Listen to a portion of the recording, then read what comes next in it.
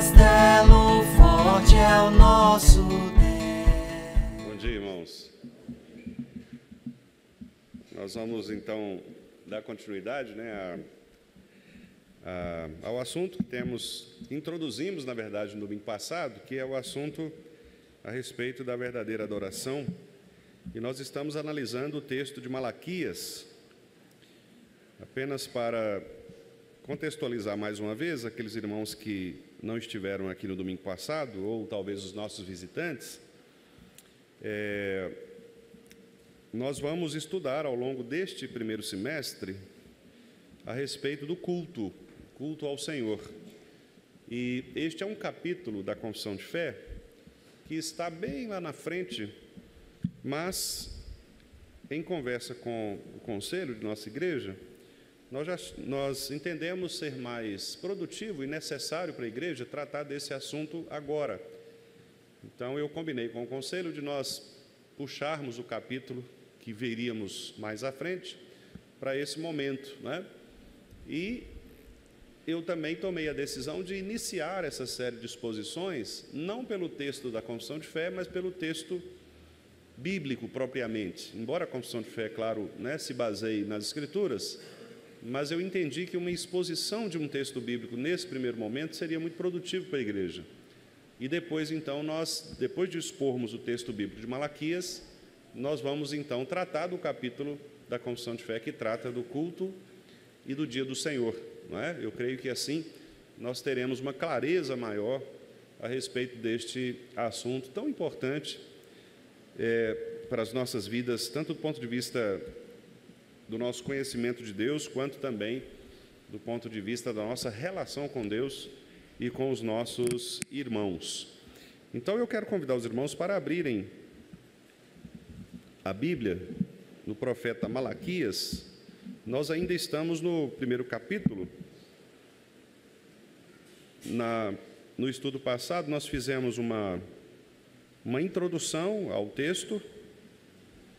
Não tratamos especificamente de um trecho, de uma exposição de um trecho, mas fizemos uma exposição das intenções do profeta Malaquias ao escrever o seu livro. Então, eu gostaria que os irmãos abrissem para que nós possamos dar continuidade aqui.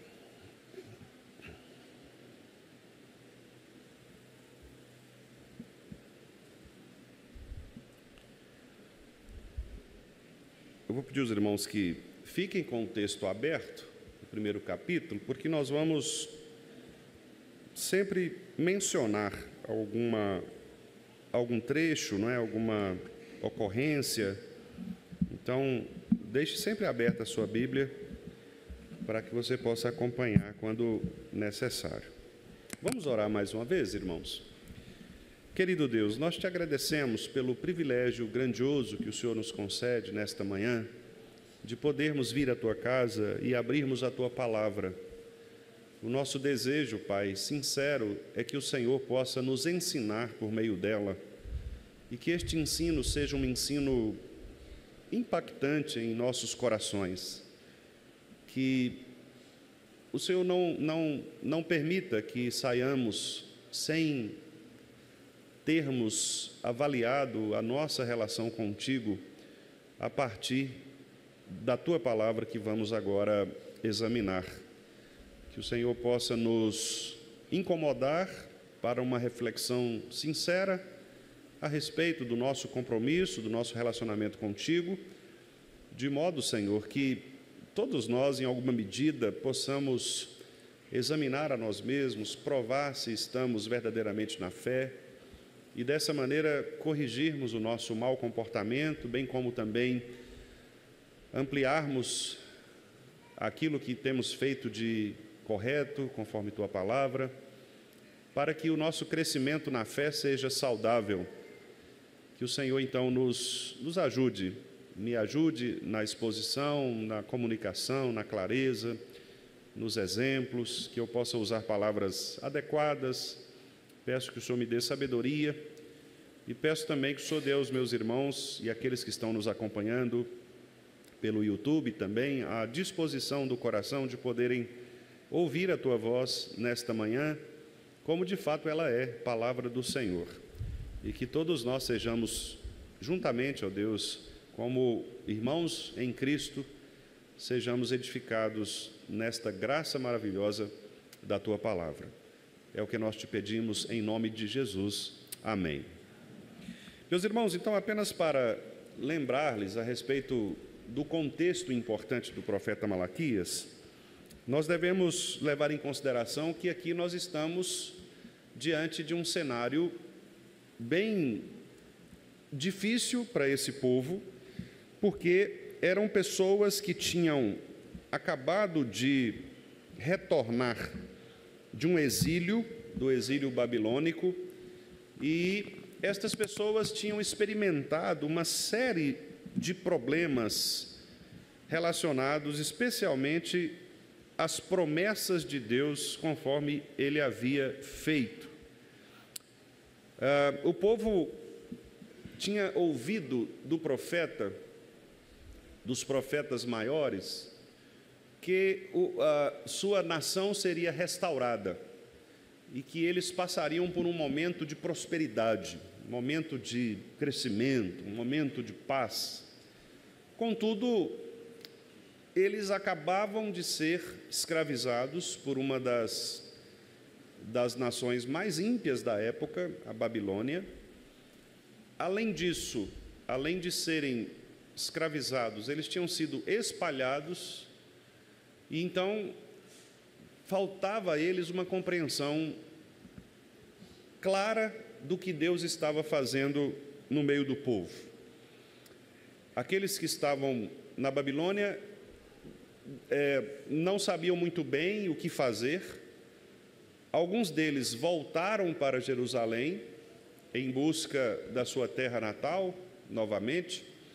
Outros preferiram permanecer na cultura pagã da Babilônia, porque, de acordo com os estudiosos, muito provavelmente eles tenham se acostumado mesmo àquela cultura e acharam melhor permanecer lá do que voltar a Jerusalém.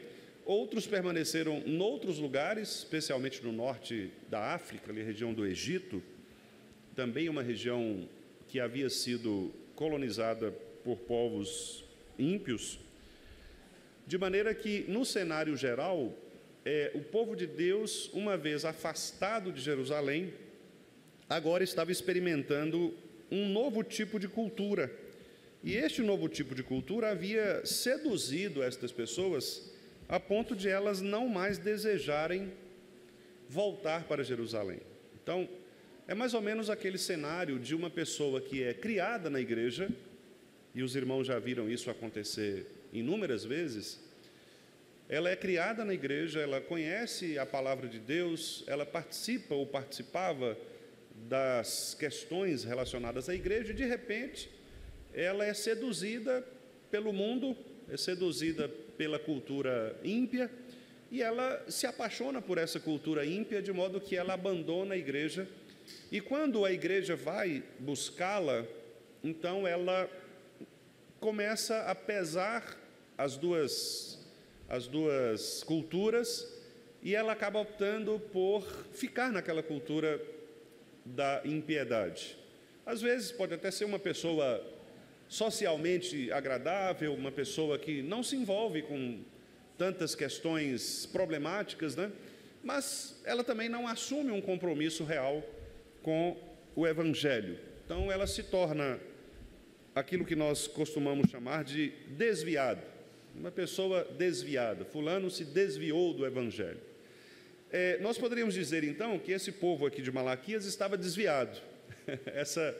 Para que os irmãos tenham uma noção mais clara, né? Eram desviados, eram pessoas que conheciam completamente a teologia judaica, sabiam quem era o Deus de Israel, mas, uma vez que eles estavam apaixonados pela cultura pagã, especialmente babilônica, que era mesmo sedutora, né? Porque um dos adjetivos que a Bíblia usa para a Babilônia é exatamente o fato de ser sedutora. Lá em Apocalipse nós vemos este adjetivo sendo atribuída à Babilônia. A Babilônia seduz, né? A Babilônia é aquele lugar em que as pessoas vão e elas ficam impressionadas pelas várias oportunidades que elas têm, né? De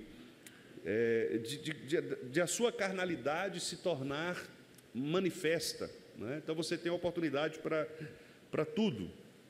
E por isso elas ficam seduzidas e optam então por abandonar Israel, abandonar os seus ensinos judaicos. Então era um povo desviado, era um povo que voltou para Jerusalém, mas não sabia muito bem por que tinha voltado para Jerusalém. Então imagine agora que estas pessoas, elas precisam manter a sua aparência de fidelidade a Deus, né? Afinal de contas, elas são israelitas, elas são judias, então elas precisavam manter a sua cultura, e cada cultura tem o seu formato, então elas precisavam manter a sua cultura religiosa, mas o grande problema é que elas não tinham mais a motivação para fazer isso. Elas faziam porque tinha que fazer. Elas não se preocupavam mais com o porquê elas faziam isso. Imagine então agora uma cultura cristã, como nós, brasileiros, somos cristãos, que estamos acostumados a fazer o que fazemos, desde que nascemos, e vamos fazendo como uma tradição. Então você foi criado na igreja, você nasceu na igreja, você foi criado na igreja, e você sempre fez isso. Você não sabe fazer outra coisa, a não ser vir à igreja. Então é uma coisa mecânica, uma coisa que você faz porque naturalmente você foi treinado para isso, não é? Você foi educado para isso e fica desconfortável você fazer uma outra coisa porque você não sabe fazer uma outra coisa. Mas você não entende muito bem o porquê você está fazendo isso de verdade. É apenas uma repetição, é apenas uma cultura, é apenas um jeito de ser. Não é? A sua família sempre foi assim, você sempre fez assim, seus pais te ensinaram assim, você ensina os seus filhos assim, e tudo bem. Nós vamos então seguindo a nossa vida, seguindo a nossa cultura, mas reparem, sem qualquer tipo de entendimento do que isso significa do ponto de vista da nossa relação com Deus. Então, era assim que o povo de Judá, especialmente aqui neste texto, estava se comportando. Um povo que havia se desviado do verdadeiro Deus, Yahvé, um povo que agora voltava para a sua cultura judaica, precisava manter a sua cultura, mas fazia isso apenas por uma manutenção cultural, religiosa.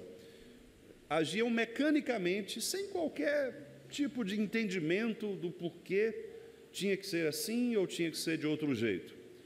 Além disso, havia também um grande problema, que era o problema de que eles começavam a considerar, por influência da Babilônia, eles começaram a questionar o próprio poder de Deus de cumprir as suas promessas. Então, como eu disse aos irmãos, os profetas maiores tinham dito que o povo seria restaurado e que eles viveriam anos de prosperidade. Mas essas coisas não aconteceram.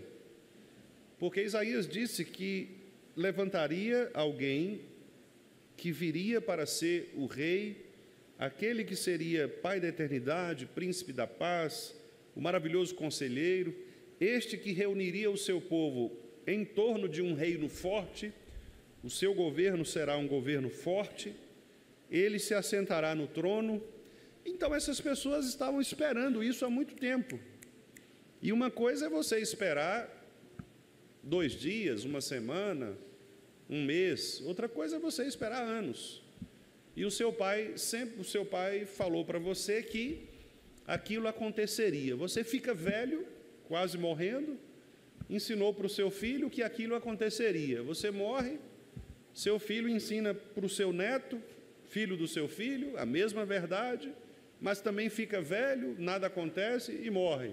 Vem uma quarta geração, acontece a mesma coisa, ensina para o seu bisneto, e assim vai, e nada acontece. Chega uma hora que as gerações, então, começam a questionar, aí, peraí, mas que horas que essas coisas vão acontecer? Porque está todo mundo falando há tanto tempo e isso não acontece nunca.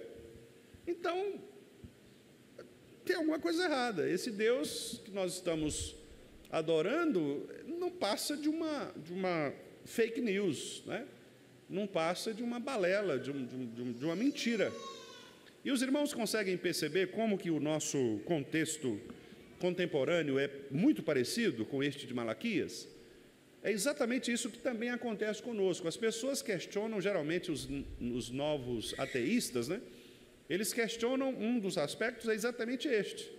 Ora, cadê o Deus de vocês que fala que isso vai acontecer, que as coisas vão melhorar, que os crentes...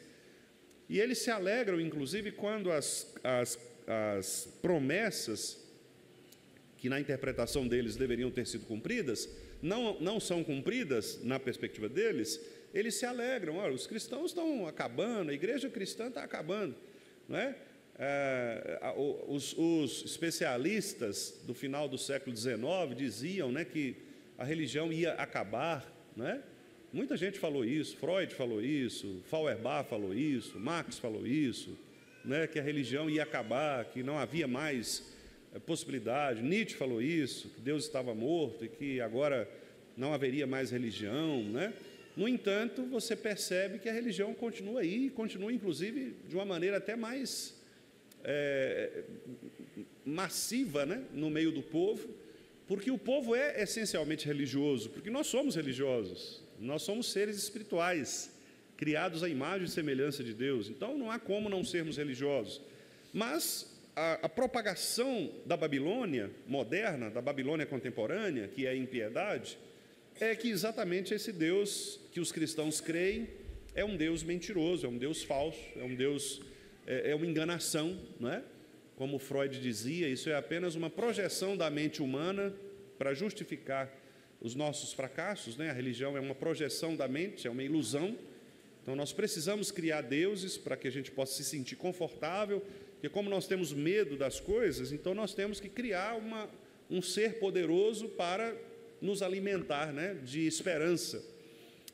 Então, reparem, nós vivemos num contexto relativamente parecido com esse aqui de Malaquias, em que as pessoas dão pouca importância para as promessas de Deus. Geralmente, o evangelho é um evangelho mecânico, simplesmente praticado porque isso nos foi ensinado desde antigamente, pelos nossos pais, pela nossa cultura. Nós não entendemos muito bem o que significa o nosso relacionamento com Deus e vamos levando a vida exatamente como estas pessoas aqui levavam, mantendo os seus requerimentos religiosos, as suas cerimônias, sem, contudo, qualquer tipo de relacionamento profundo e sincero com o Senhor. Por isso, Deus levanta o profeta Malaquias. Malaquias, estudiosos, alguns dizem que não se sabe bem se isso é um título, porque a palavra Malaquias significa meu mensageiro.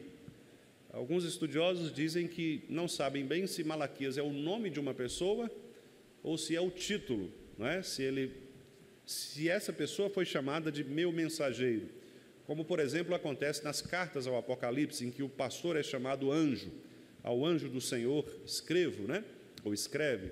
Então, aqui talvez Malaquias tivesse um outro nome, mas aqui ele recebe o nome de o mensageiro de Deus. Porque não se ouve muito de Malaquias, você não tem outras referências na palavra de Deus a respeito de quem foi esse Malaquias. Não aparece, por exemplo, como no caso dos outros profetas, a referência genealógica, não é? Porque se você abre outros profetas, como Isaías, Jonas, por exemplo, Jonas é mencionado, Jonas, filho de Amitai, né? Então o pai de Jonas era Amitai, você tem uma referência genealógica. Malaquias você não tem.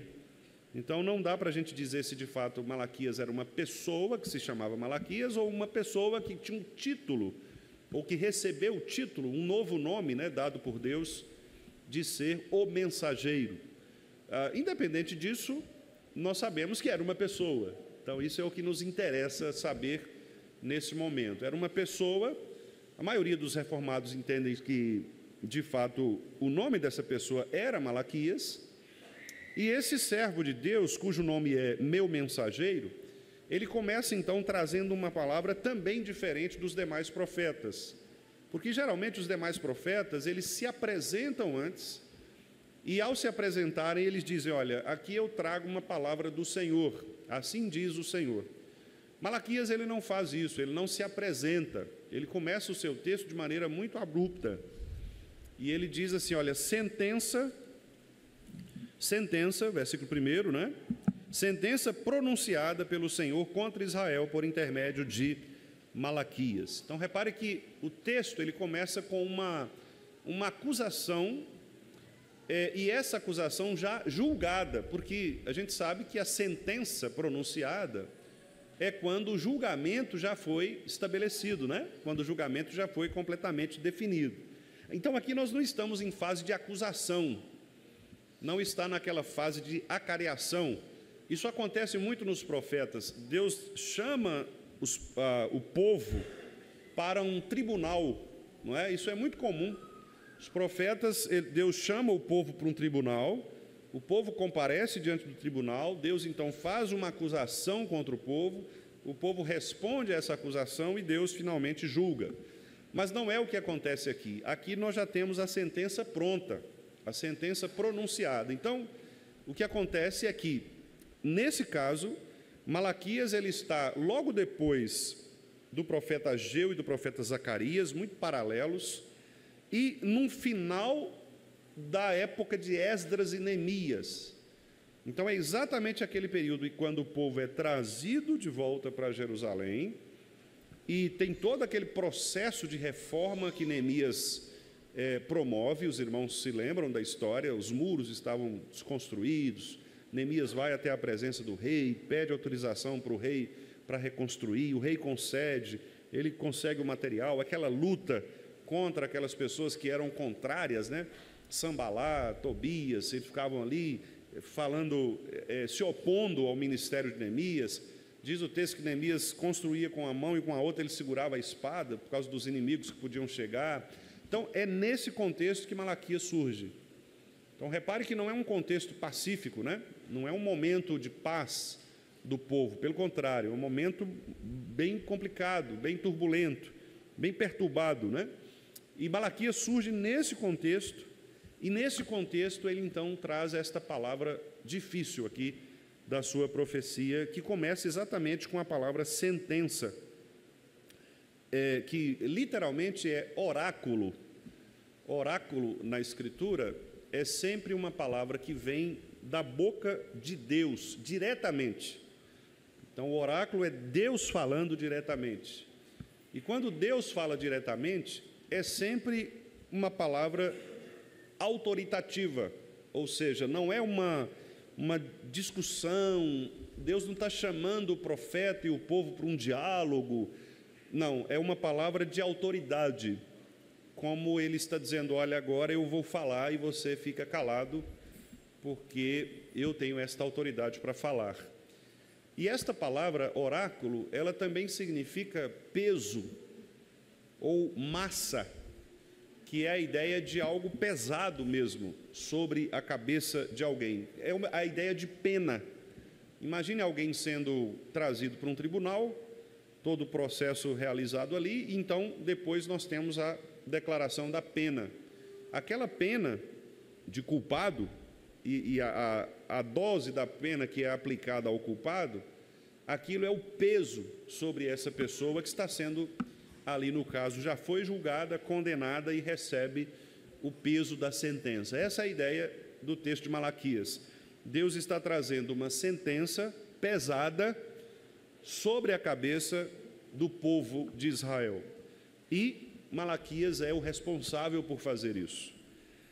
Difícil, né, irmãos? Porque se a gente pensar em Malaquias como um pastor de igreja, imagine, não havia igreja nessa época, obviamente, né? Não é um pastor que se dirige a um púlpito específico, mas o profeta aqui no Antigo Testamento se assemelha muito ao pregador da palavra de Deus no Novo Testamento, né? E a gente imagina um pastor nesse contexto. O pastor está numa congregação, numa igreja em que as pessoas estão adorando a Deus relaxadamente, mecanicamente, elas não têm compromisso com o Senhor, fazem porque a tradição as ensinou a fazer assim. Além disso, há um descompromisso absurdo por parte daqueles que se dizem adoradores, como nós vamos ver aqui neste capítulo. As ofertas que são trazidas são ofertas completamente contrárias àquilo que Deus exige, ou seja, um culto totalmente oposto ao que Deus está exigindo. E aí o pastor se levanta para dizer à igreja que tudo aquilo que eles estão fazendo está errado. O que aconteceria com esse pastor? Não precisa falar não, só pensa aí. No nosso contexto. Difícil, né? Difícil. É exatamente este o contexto de Malaquias. Malaquias está sozinho. Está sozinho, porque o povo está reunido nesta mentalidade de que eles estão certos. Na cabeça do povo, eles estão certos. Nós vamos ver isso no texto. Não sou eu que estou dizendo, o texto vai dizer isso para nós. O povo está certo, eles estão achando que estão certos. E aí vem de repente um homem dizendo: vocês estão errados. Deus está dizendo que vocês estão errados. E agora? O que nós vamos fazer? Não é? Qual será a reação do povo?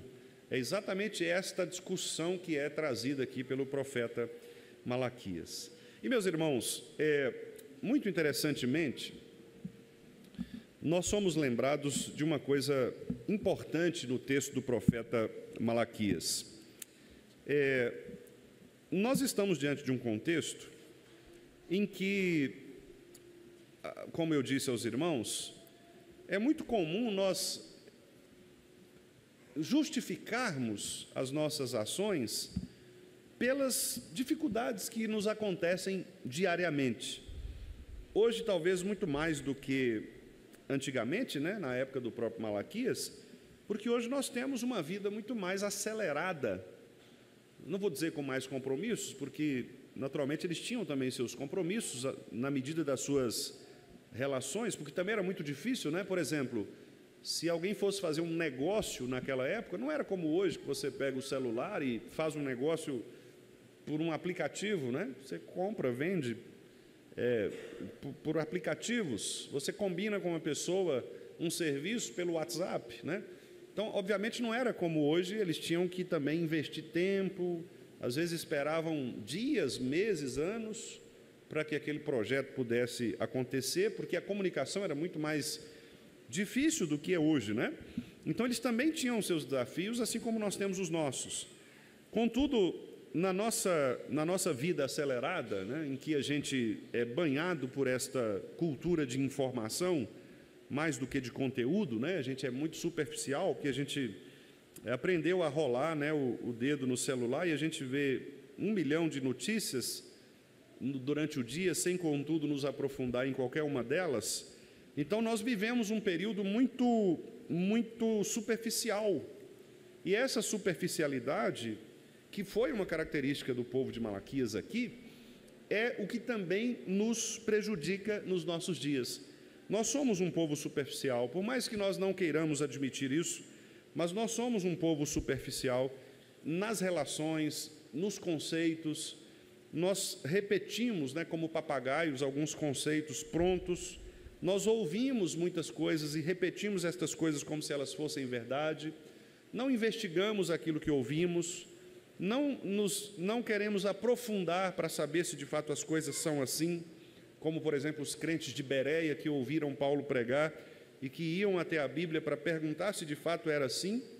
Nós simplesmente ouvimos e cada dia mais as pessoas têm espalhado notícias falsas a respeito do mundo, a respeito de nós, a respeito de Deus, a respeito da igreja.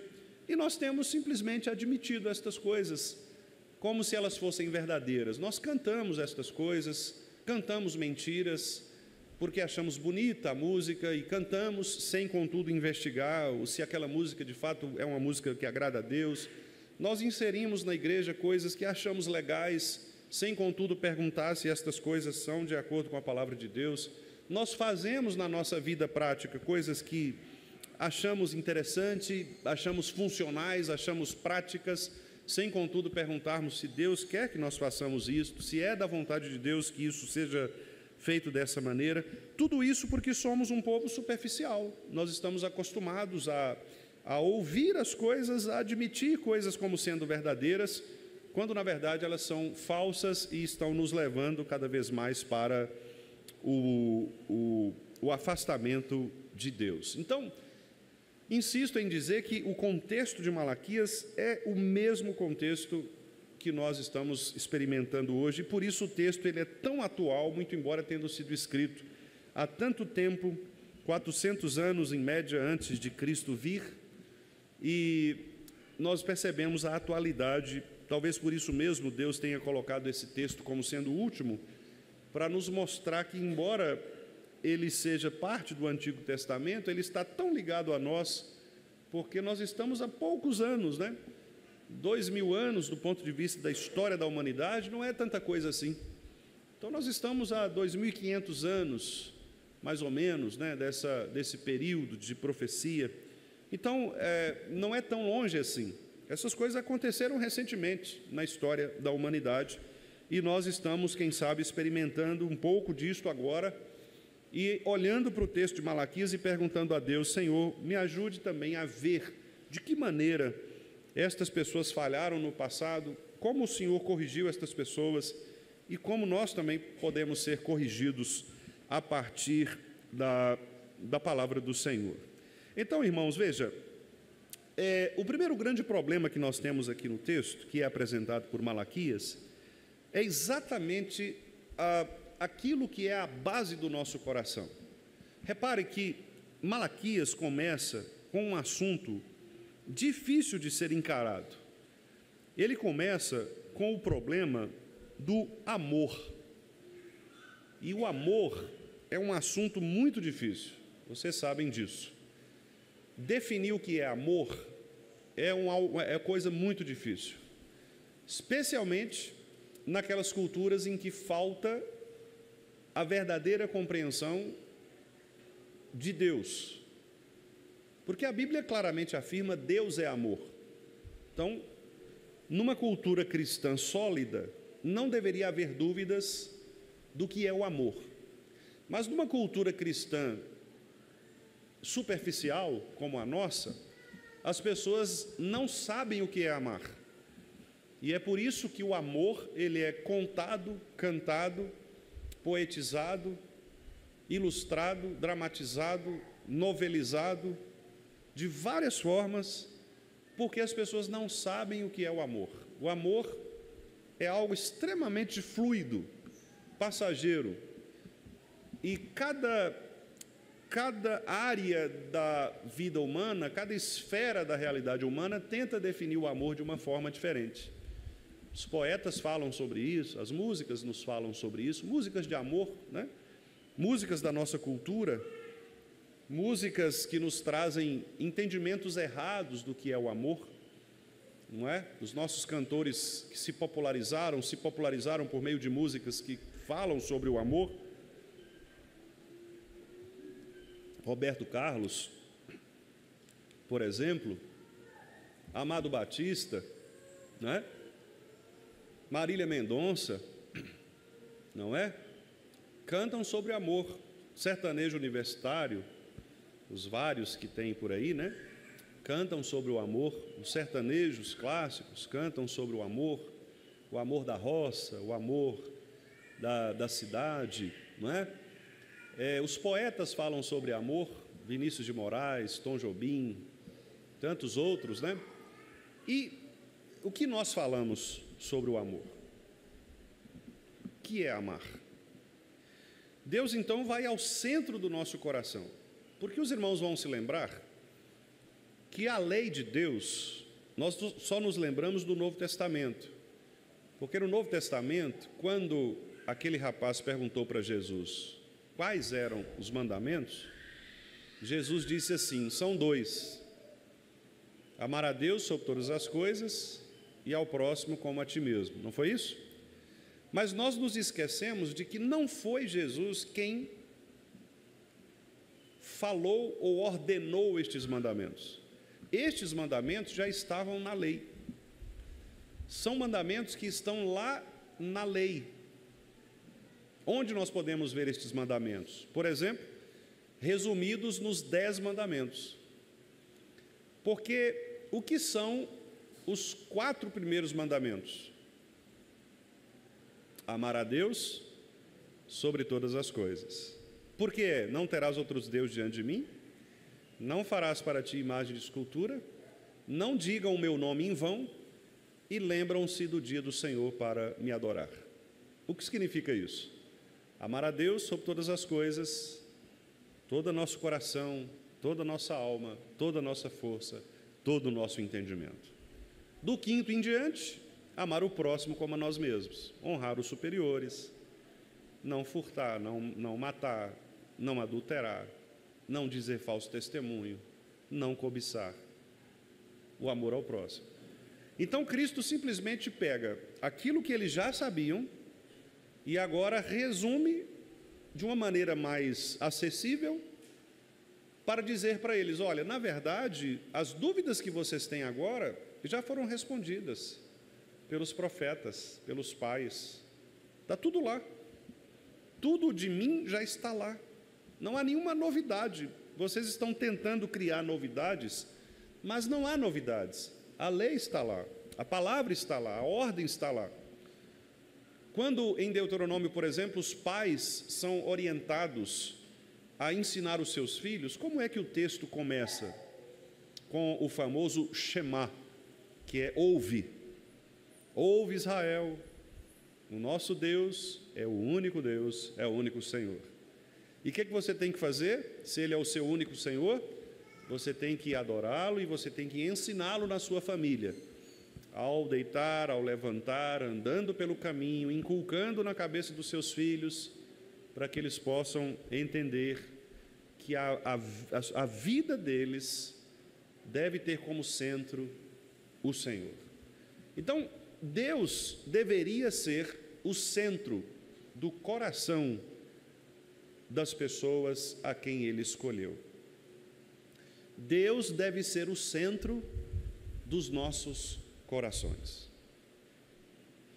Mas Jesus também disse que onde está o nosso coração, o que há lá? Podem falar? O tesouro. E o que é o tesouro na linguagem bíblica? O que é um tesouro?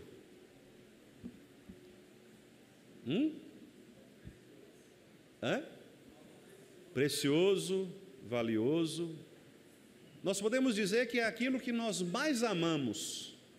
Concordam comigo? Tanto é que alguns maridos e algumas esposas dizem: o meu tesouro, não é? É aquilo que nós mais amamos. É o que é mais precioso para nós.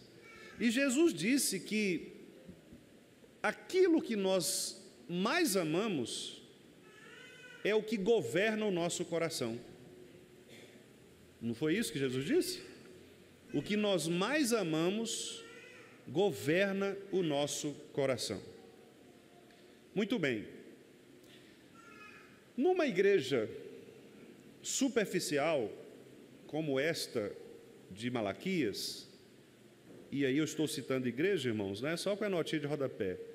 Nós não tínhamos aqui ainda uma igreja, né? Eu estou citando igreja para ficar mais fácil, didaticamente aqui.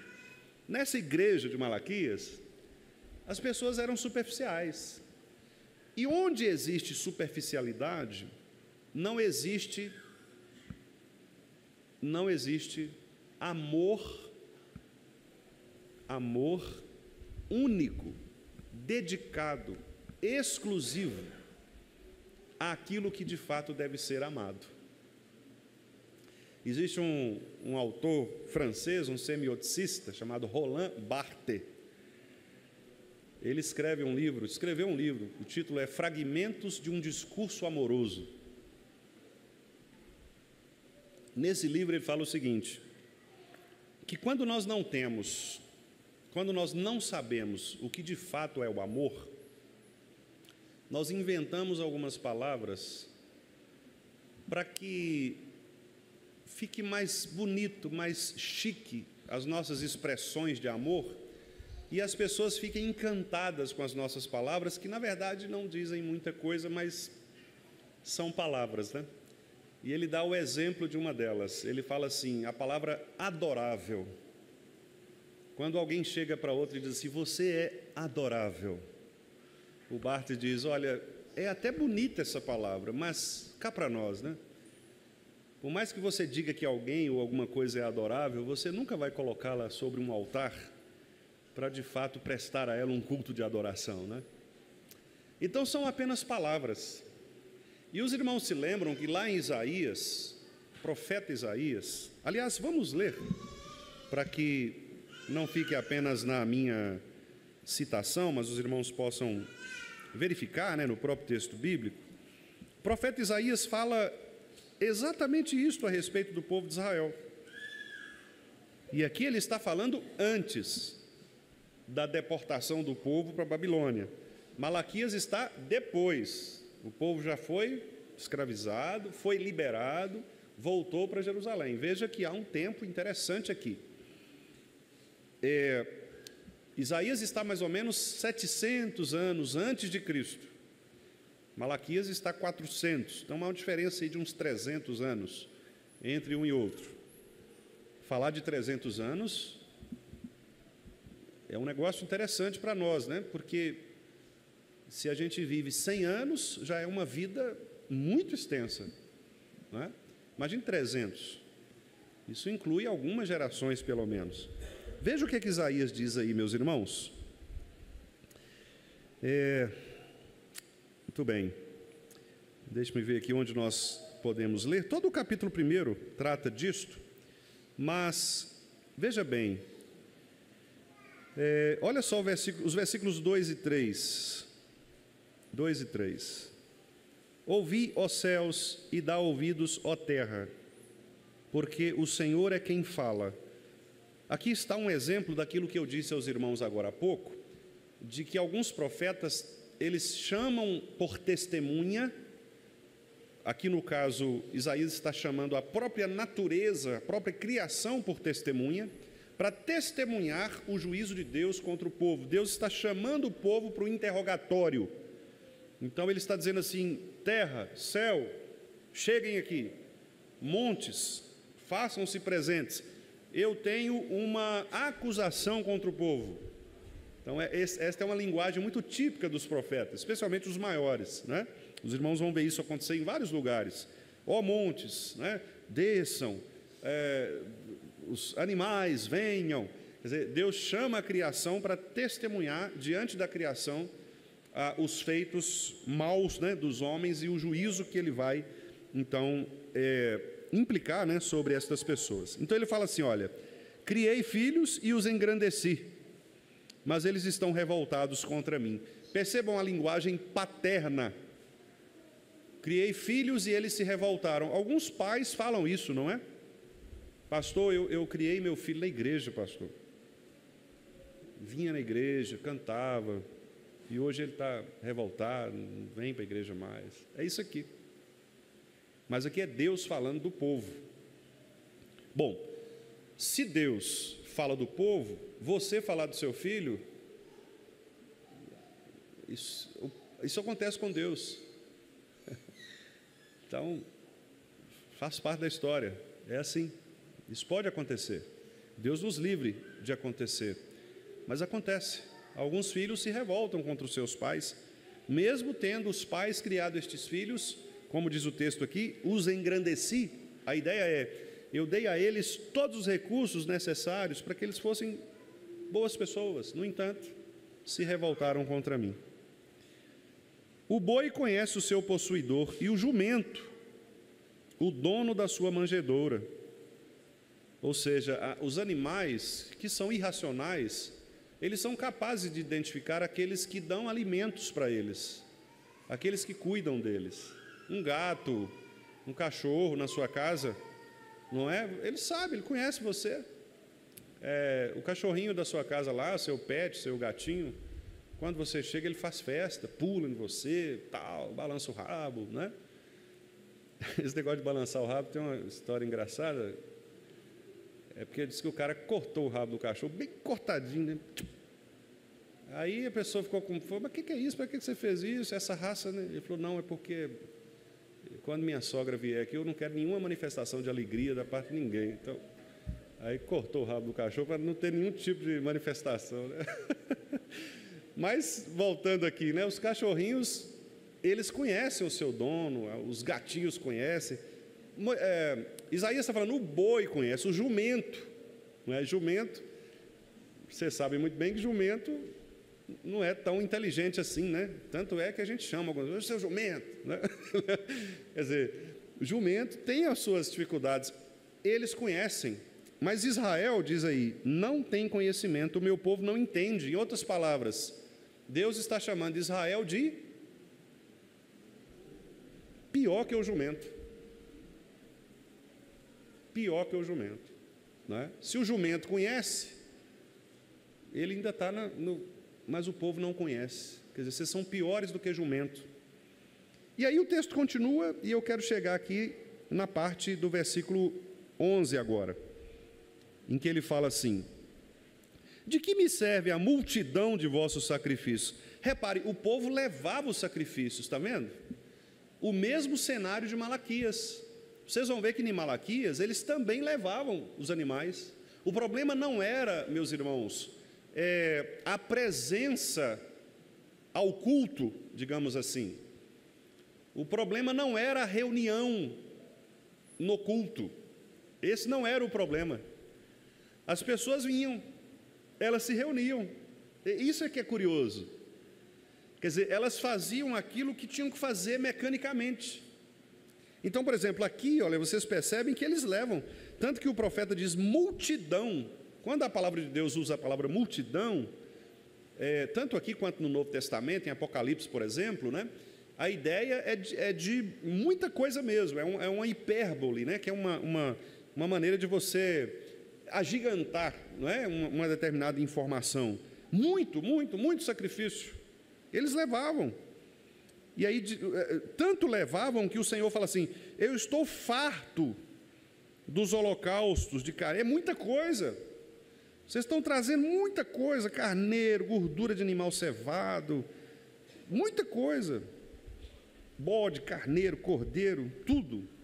O problema está no versículo 12. Quando vocês vêm para comparecer perante mim, a primeira pergunta que Deus faz: quem chamou vocês? Não tem aquelas visitas indesejadas? Não tem? Você fala assim, a pessoa vai olhando o buraco, de novo, oh, meu Deus do céu. Não tem um negocinho que a gente... Você não quer... É isso.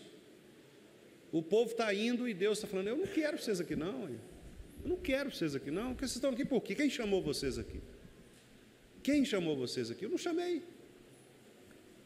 Por que vocês estão aparecendo aí na cara dura, assim, achando que vão prestar culto a mim? Eu não chamei vocês, eu não estou interessado em vocês. Não estou interessado nessa multidão de sacrifícios que vocês estão apresentando. E aí Deus ordena, no versículo 13, não continuem a trazer ofertas vãs. Não precisa vir. Se for para vir para a igreja do jeito que vocês estão vindo, é melhor ficar em casa. Imagina um pastor falar isso, irmãos. Imagina um pastor falar isso. Falar: irmão, o negócio é o seguinte: se for para vir para a igreja do jeito que vocês estão vindo, se for para cultuar a gestão, fique em casa, melhor. Continue fazendo suas coisas aí que é melhor. Não vem aqui não, porque aqui é outro lugar. É isso que o profeta está falando. Ou eu tô doido? Não é isso? Aí, ó, não continuem a trazer. Não venham, não tragam. porque o incenso para mim é abominação. As festas que vocês fazem também, os sábados também, a convocação das congregações também. Eu não posso suportar iniquidade associada ao ajuntamento solene. Vocês estão vindo, estão se ajuntando, mas tem um grande problema em vocês. E aí eu quero fechar aqui Isaías, exatamente com o versículo 15, né? Quando ele diz: pelo que quando vocês estendem as mãos, eu escondo de vocês os olhos. Triste, né, irmãos? Imagine no louvor, alguém levanta a mão e Deus vira as costas, né? Pense nisso. Você está aqui no louvor, levanta a sua mão, as minhas mãos eu quero levantar. Aí você levanta e Deus vai e vira. Eu não quero isso, né? Não quero. Vocês estendem as mãos, eu escondo os olhos. Vocês oram mais e eu não ouço. Pode orar o tanto que vocês quiserem, eu não vou ouvir. Porque as vossas mãos estão cheias de sangue. Percebem como que é grave a palavra do profeta? Voltemos agora a Malaquias. Qual é o grande problema do povo em Malaquias? O grande problema é o povo deixou de entender que Deus não aceita dividir a sua glória com outra coisa. Ou é Deus e somente Deus, ou nada feito. Ou você me ama de todo o coração, de toda a alma, de toda a força e de todo o entendimento, ou nada feito. Se você vier para o culto dividido, não venha. Se você vier para o culto pensando em adorar outra coisa que não seja Deus e somente Deus, não venha. Se você estiver escalado para fazer alguma coisa no culto e você vem para apenas cumprir a sua escala, para não ser chamado a atenção, não venha. Porque você está aqui diante de Deus por causa de Deus somente. Ou você ama Deus, ou nada feito. Olha só, Deus diz assim: eu vos tenho amado. Deus declara amor pelo povo. O que o povo responde? Mas vós dizeis, o que eles dizem? Em que o Senhor nos tem amado? Malaquias 2, 1, 2. Eu amo vocês. E aí o povo fala assim: ah, é? Como é que o Senhor nos tem amado? Irmãos, pense você que é casado, chegar para sua esposa e falar assim: meu bem, eu te amo. E ela virar para você e falar assim: sério? Gente, esse negócio dá um frio na barriga.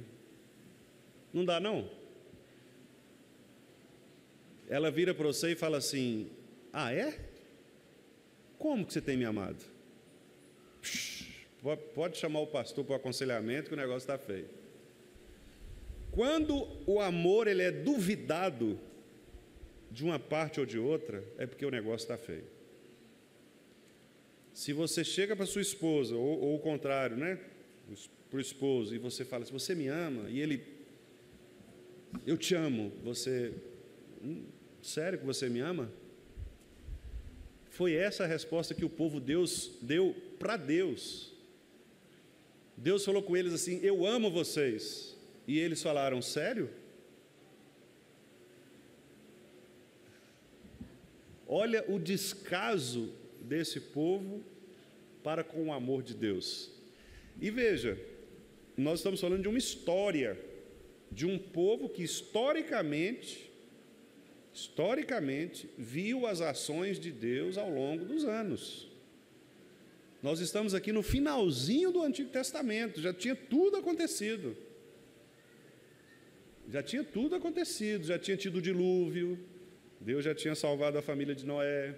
Depois Abraão, Deus chamou o povo. Depois Moisés, Deus libertou o povo. Depois Davi, tudo já tinha...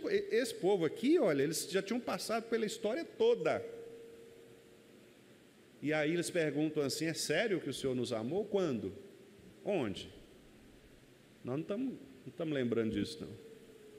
Percebem a ironia? O povo desprezou a história e eles agora não percebiam mais a providência de Deus na vida deles. Eles estavam atribuindo estas obras divinas, talvez ao acaso, e pelo fato de eles acharem que Deus estava demorando muito em cumprir aquelas promessas que eles pensavam que ia acontecer imediatamente, eles estavam desconfiando de Deus. O Senhor não, ninguém ama. O Senhor falou que a gente ia ser próspero, que o rei ia vir, o libertador ia vir, e nós estamos cada vez mais afundados aqui, estamos mais escravizados, passando fome, gente destruindo a nossa cultura, destruindo a nossa religião. Como assim o Senhor nos ama? Irmãos, esse é um problema gravíssimo da parte dos crentes, desconfiar do amor de Deus para com eles. Este é o maior problema do coração humano, desconfiar do amor de Deus para conosco.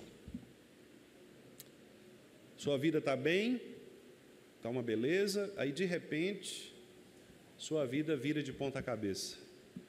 Você descobre uma doença grave, morre alguém na sua família, você tem uma crise financeira, seu filho está mexendo com droga. Você desconfia do amor de Deus. Onde está Deus? Você pergunta.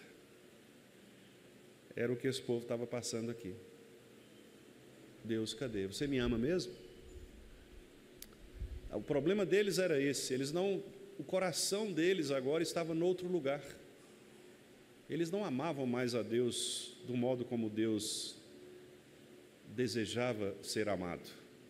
Eles tinham outros deuses, outras preocupações. Eles tinham outras coisas no lugar de Deus. Meus irmãos, vamos fazer uma reflexão aqui, bem simples.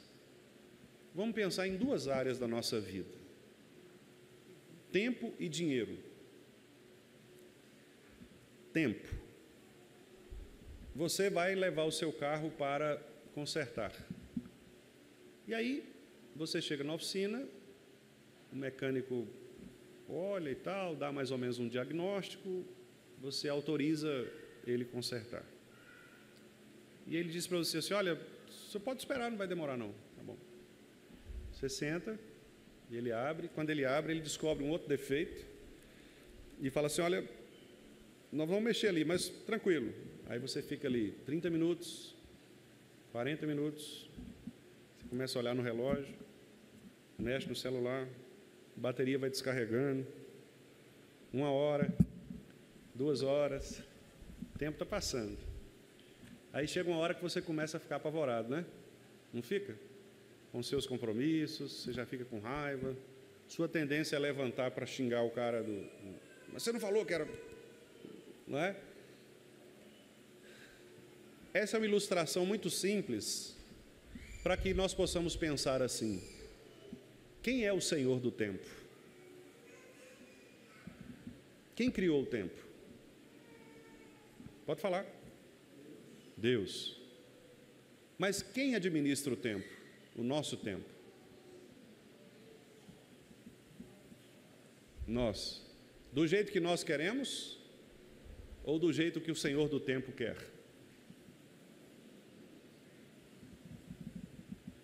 Dinheiro. Deus nos dá o trabalho, muito pouco.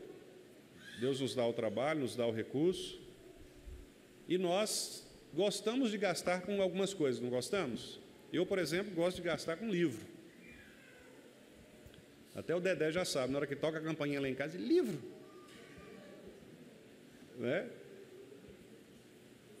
Eu gosto de gastar com livro, me deixa super feliz. Mas eu não gosto de gastar, por exemplo, com troca de óleo. Não gosto de gastar. Bom seria se a gente tivesse conseguisse extrair o óleo, né, para não precisar gastar, mas não tem jeito, você tem que pagar. Taxa bancária, você tem que pagar, né? Imposto de qualquer natureza, taxas sanitárias, tem coisa que você paga, você tem que pagar, mas você não paga feliz, né? Ninguém paga um IPVA feliz, eu nunca vi, pelo menos. Alguém todo feliz na fila. O que foi? Você vai pegar um prêmio? Não, pagar o IPVA. Você vê, tá. Não tem, ninguém. Você, pelo contrário, né? A pessoa fica, tem que pagar, não sei o quê. Não é? Então, quer dizer, o dinheiro, da mesma forma, nós temos coisas que a gente gosta de gastar, você gasta com prazer, e outras você não gasta, você não gosta de gastar. A pergunta reflexiva é: e no que diz respeito a Deus? Ao reino de Deus? Onde fica o seu coração? Quando, por exemplo, você vê um missionário pedindo uma oferta para regularizar o seu passaporte. Seu coração vai ficar em que destas você vai achar aquilo chato? Cara, em vez de trabalhar, porque você está inventando esse negócio de missão, não é? Pedindo dinheiro para os outros. Ou você está do lado de cá e você fala: Deus, obrigado, porque eu posso contribuir com o meu irmão. Posso ajudar o meu irmão. De que lado você está? Percebe? E quem é o dono do ouro, da prata? Deus. Mas quem administra? A nossa prata, né? Antigamente o pessoal chamava de pratinha, né? Que é a moedinha. Quem administra a nossa prata, né? Nós. Percebem? Quer dizer, são dois exemplos assim, bem simplórios, mas que mostram, irmãos, onde está o nosso coração e quem de fato nós amamos. Quem de fato nós amamos. Você é convocado para vir à igreja no dia do Senhor. Você é convocado para ofertar para a obra do Senhor. Eu estou pegando só as duas coisas que eu mencionei aqui, tempo e dinheiro. Como é a sua relação com isso? Quando você tem que acordar no domingo para vir na casa do Senhor, de que lado você está? Você está feliz porque você tem um tempo no qual você pode adorar a Deus? Ou você está triste, incomodado, porque você poderia estar fazendo outra coisa, mas você foi escalado e você tem que estar ali?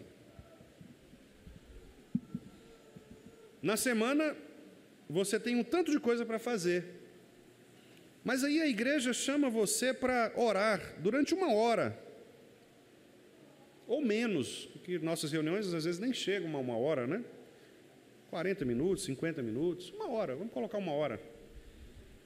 Deus chama você 1 hora de 24 que você tem na terça. Deus chama você 1 hora de 24 que você tem na quinta, para estudar a palavra. Ou seja, você tem 23 horas para fazer tudo o que você quiser. E 1 hora para orar ou para estudar a palavra. O que você faz? O que é o tempo para você? Não, pastor, nesse horário aqui, pastor, eu tenho que passear com meu cachorro. Tá bom, irmão. Tá bom. Ah, pastor, nesse horário aqui eu não posso porque eu tenho que dar comida para o meu passarinho. Tá bom. Não é assim? Como que a gente administra o tempo? O tempo é de Deus. Lembre-se disso. Ah, não, pastor, mas aí o senhor está falando porque é igreja e tal. Irmãos, onde está o teu tesouro, aí também estará o teu coração. O que é mais importante para você naquele dia? Né? São reflexões para todos nós, queridos, inclusive para mim, porque eu já tive momentos também de desanimar, de às vezes não querer vir. Isso acontece com todos nós somos humanos, pecadores, falhos. Não olhem para mim pensando, então o pastor é super-homem, nunca... Não, eu já tive momentos também de fraqueza, de não querer, de estar cansado, de estar desanimado. Isso acontece com todos nós, somos seres humanos, caídos, pecadores. Mas lembrem-se, nós somos seres humanos caídos, pecadores, mas regenerados pela graça. E é a graça que nos habilita a lutar contra estas coisas que tenazmente nos assediam, tentando nos tirar o foco. Você quer gastar o dinheiro com tudo que é para você, mas quando precisa você dar um pouco a mais para a casa do Senhor, aquilo te pesa. Você faz questão de 1 centavo. Você tem todo o tempo do mundo para você, mas quando Deus te pede um tempo, você arruma outras coisas para colocar no lugar. Isso é o coração pecaminoso. É o nosso coração que é enganoso. E pior, ele tenta dar justificativas, desculpas, para tentar nos aliviar. Pastor, mas eu não fui porque eu estava assim, estava assado. Irmão, não é para mim que você deve dar satisfações. É para aquele que é o seu Senhor. Ele está dizendo para você, eu te amo. Qual a resposta que você dá de volta? É? O Senhor nos ama mesmo? Ou você diz, tá bom, Senhor, eu também te amo.